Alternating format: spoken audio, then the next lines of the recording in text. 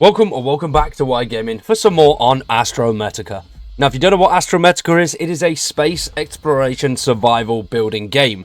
A catastrophic event aboard your ship leaves you in a vast open meteor field? Asteroid belt? One of those things. You're in one of those and you are stuck.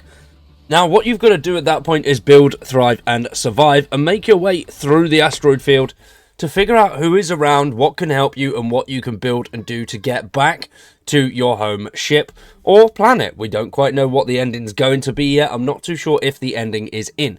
It is early access and it launches today. A lot of it is still a work in progress. But from my experience, I've had early access with it thanks to the team.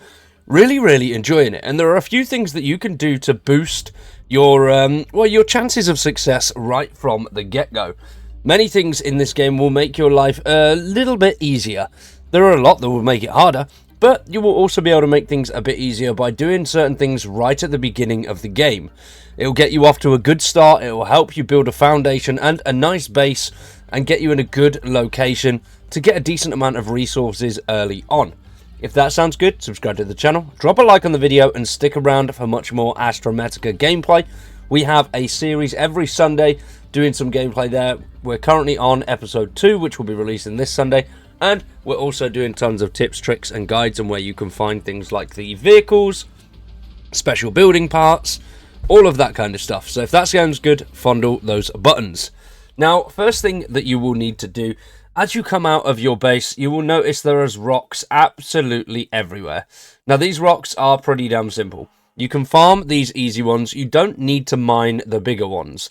You'll be able to start the game nice and simply just by farming the small items that are floating around. And that's all you're going to need, especially at the beginning of the game. Everybody starts in the same spot, so relatively easy to get to, and everything around you is relatively simple. You've got some coal off to the left, which is something that you will need later on.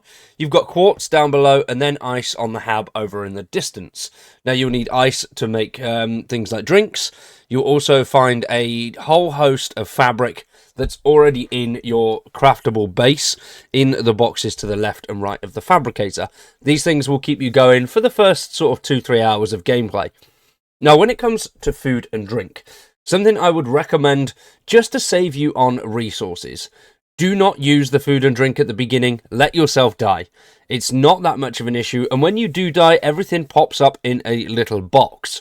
If you are staying in this starting area, farming around here, it's not really going to matter too much if you do die, because as soon as you come back out of that spawn area, there'll be a little box with what looks like a sort of lightning bolt on it, and that is where all of your resources go. You don't lose anything, it doesn't disappear anywhere, and if you die several times, the boxes stay there and they just stack up. So I wouldn't recommend using any calorie intakes, any liquid intakes, nothing like that yet. Save those because the water is easy to craft, but food can get a little bit more tedious later down the line. So I'd highly recommend keeping those things there. Now, there are also two very important ingredients that you will need. Obviously, food and water.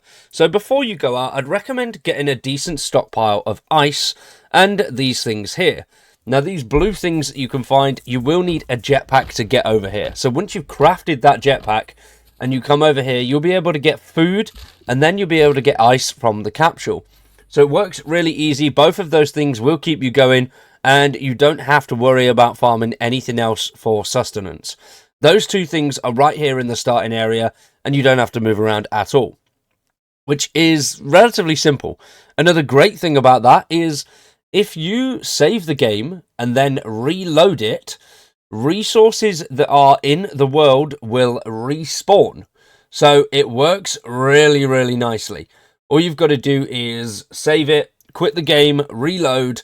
All of the resources that are there will respawn. Now, this doesn't count for scannable items and breakable boxes. It did, but they fixed that in an update, which is a massive shame. So everything that you see floating around will respawn if you save the game, quit, and then reload.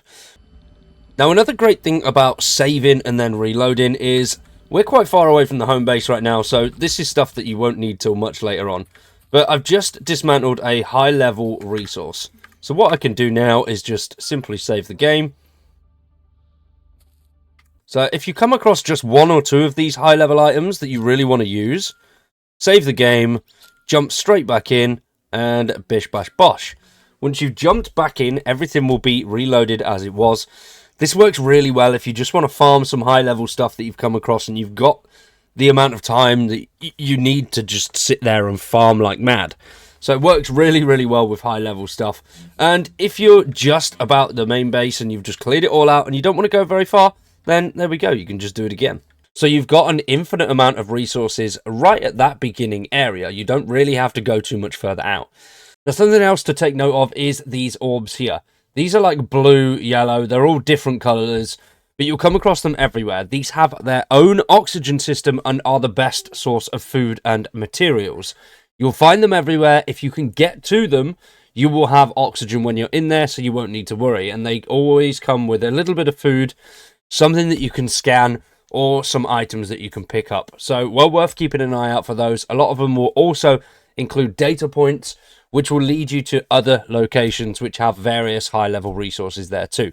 Now, another thing you're going to need is a vehicle. Now, the vehicle is really easy to get, and I'm going to show you how to do that. What you've got to do from the starting area is just follow my direction. Now, to get the bike, you are going to need a jetpack and a scanner. Now, the scanner, relatively easy to make. You can get all of this stuff right outside the starting area, and the scanner is the same. So, jetpack there, iron, coal, copper wire, scanner tool, data transformer, battery, quartz, copper, and iron. All really easy to acquire. You can acquire all of this right here. Copper is right there, and iron is those ones there, and then this one here is the coal. So, or other way around, sorry, that is the coal and that is the copper. Really easy. But once you've got those, you just want to head over to this sort of island here, which is connected by these two things. And keep going, keep going, keep going. You will need a jetpack for this. You don't need the enhanced oxygen tank. You don't really need that. That's not too much of an issue. But as you can see, these two big spheres over here, you want to go over to these guys with your scanner. Then once you're here, on the left-hand side, if you go inside there, you will find 2 parts to the vehicle modification station. And then in here, you will find 3 parts to the bike and 1 part to the vehicle modification station. All you've got to do is take that back to your base and build the vehicle mod hab, and then you will have the skipper vehicle. Now, when it comes to base building, it's really, really easy. The main components for the majority of the base are going to be iron and copper wire, which you can find those things really, really easily right in those starting areas. Once you have upgraded your mining machine, the larger rocks of iron, they will give you 3 iron per breakdown. Now, that 3 iron can be used to craft 1 iron plate. For most of the building pieces, you're going to need 3 iron plates and 1 copper wire. So building is quite resource intensive, but it works really, really well. And I'd recommend building your base out around this sort of blue hab area here. Now, this blue hab is pretty central to the starting area. Gives you a good vantage point to the broken down ship and a lot of the other higher end resources that are off to the left by where we've just shown you where you can get the vehicle station. So staying in that area is a really, really good idea. It's better off around there because you're going to need a lot of the resources that are in there to start building your base and getting the vehicles that you want up and running. So those are just some easy ways that you can get a head start in Astrometica. If you've got any of your own, let me know down in the comments down below. I am going to wrap it up. I'm going to try and finish the game as much as I can, get all of the stuff behind me, and then we'll do a very detailed breakdown of the best stuff, where you can get it all, and all of that good stuff. We're also going to do guides on how you can find items in the game, such as the hydroponics facility, the vehicle modification stations, all of that good stuff. So if that sounds good, fondle those buttons and stick around for much more Astrometica. I greatly appreciate it. For now, though, thank you for watching. I've been Wired. You've been awesome, and we'll see you in the next one.